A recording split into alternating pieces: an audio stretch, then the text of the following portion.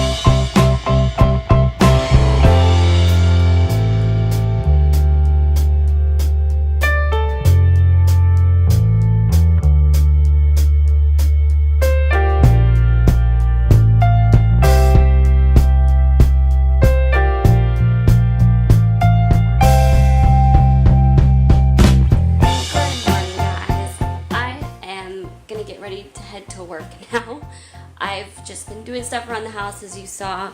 I need to find the broom so I can sweep here, but I got this stuff cleared. The table has been pretty clear.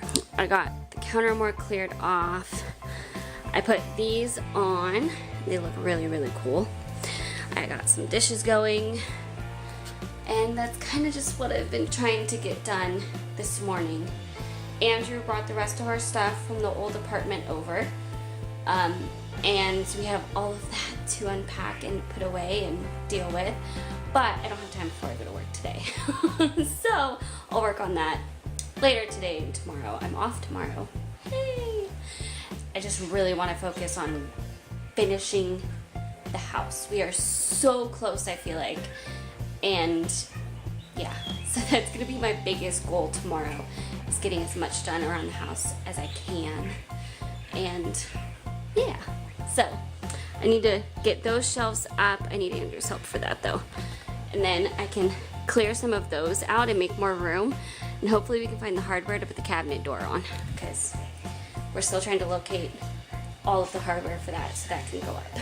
But it's coming along. It's looking good. It's just a process, like I said yesterday, or day before yesterday. So I'm gonna go to work and I will see you guys after.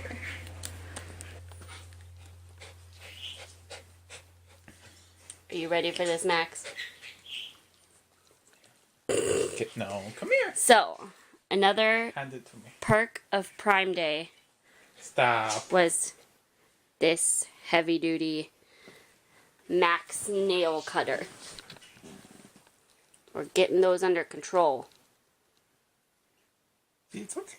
It's the same style, so I feel like it'll work just as well. Not yet, Max. Come here. I haven't even touched you yet. Yeah, I know. The clippers haven't gone there. Do you want me to do it? Let's see if we can get what I hold it. Hi, guys.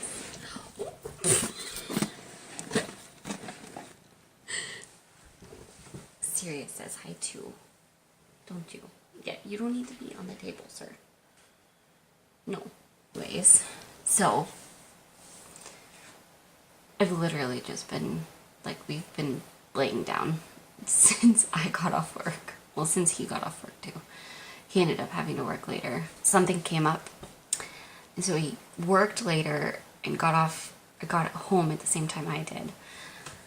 And we were both so tired that we ended up just laying down and he fell asleep. So I haven't done anything really since we got home. But I'm off tomorrow and I have like plans to really, really get stuff done on the house. It's kind of my main objective tomorrow is to finish as much of the house as is like humanly possible.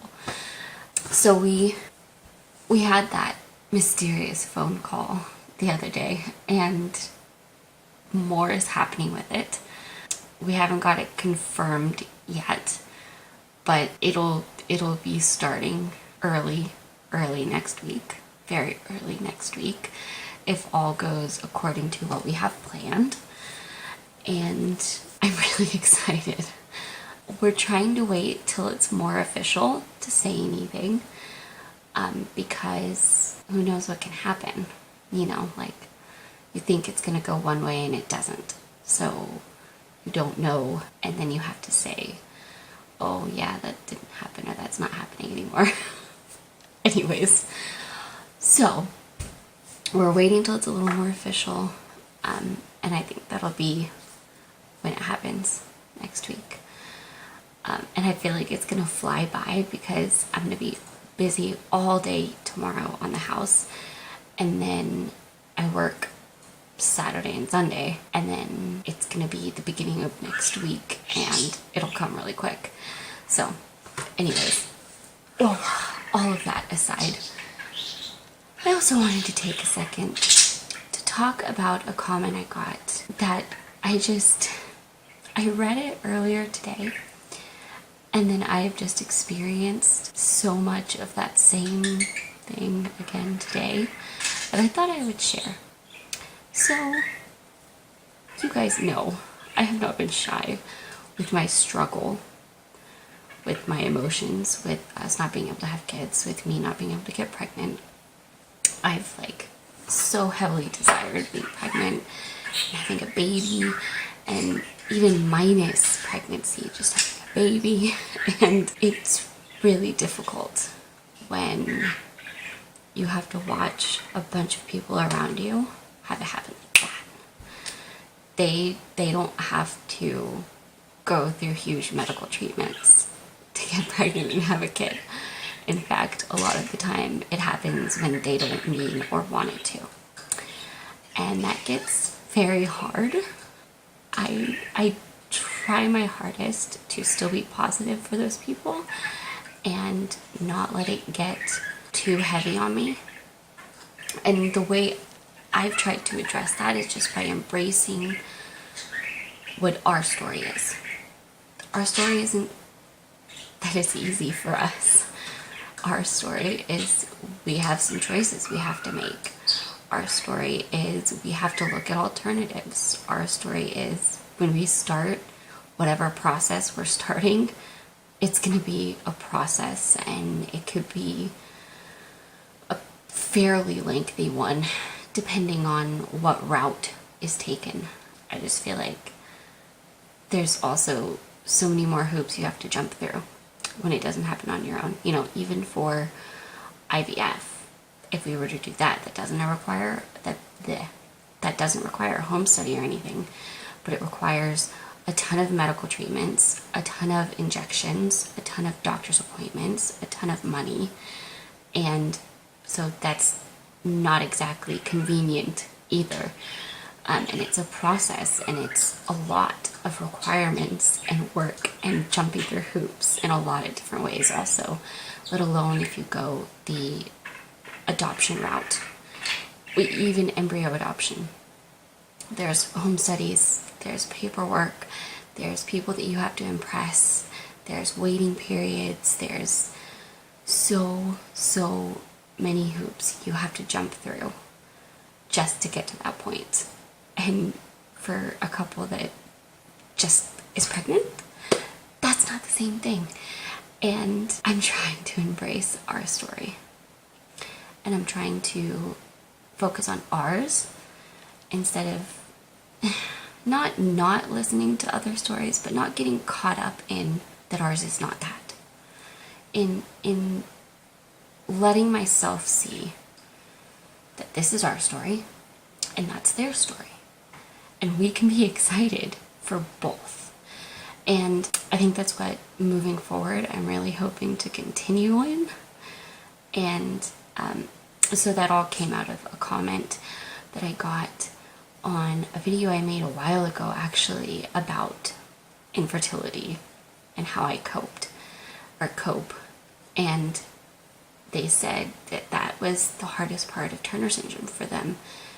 And that's been exactly what I've said this whole time. It just really hit home with me, especially right now, where, I mean, all of the work on the house, yes, is for us, but it's also because we know we need to make it the best we possibly can to be able to start our family, because we know there are hoops we're gonna have to jump through and we want to be ready. And so we're trying to work on all of that, and that was part of the reason we moved. As I'm pretty sure I've mentioned, is if we go adoption, we needed a home study ready house, or we needed a house we could get ready for a home study. We have both still felt God really pulling us to adoption. So that's what we've been working on, is the house.